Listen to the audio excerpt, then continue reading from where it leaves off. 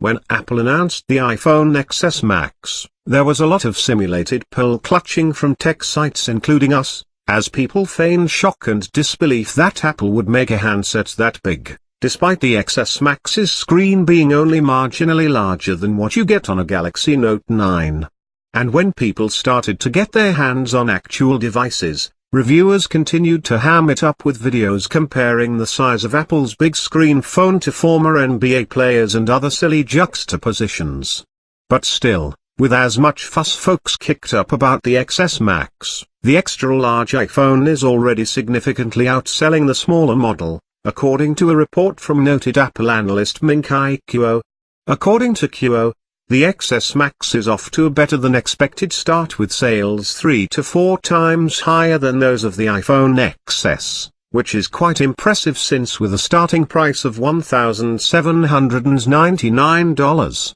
the Max is also the most expensive iPhone ever. Kuo says across both models, 256GB is the most popular storage option, though part of that is due to the limited quantities of 512GB models, which rely solely on Samsung to produce the NAND flash needed for drives of that size. Kuo also says space gray and gold are significantly more popular than the standard silver and white paint scheme, which makes sense since those are the new colors for 2018. Now a lot of this demand for the XS Max could be reasoned down to this being the second year of the iPhone X, with relatively minute differences between last year's model and the iPhone XS.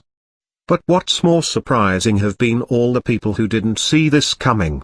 Phones have steadily been getting bigger for years, ever since Samsung released the original Galaxy Note, which like the XS Max, was also called awkward and unwieldy at launch. In fact, if you look at the numbers, the iPhone XS Max is actually smaller than an iPhone 8 Plus, measuring 157.5mm by 77.4mm versus 158.4mm by 78.1mm. It just uses its screen real estate more effectively due to not wasting as much space on bezels. So while Apple didn't make it cheap, and contrary to what popular outcry might have you believe, Apple did give people what they wanted within the confines of its own walled garden, a phone with a truly big screen.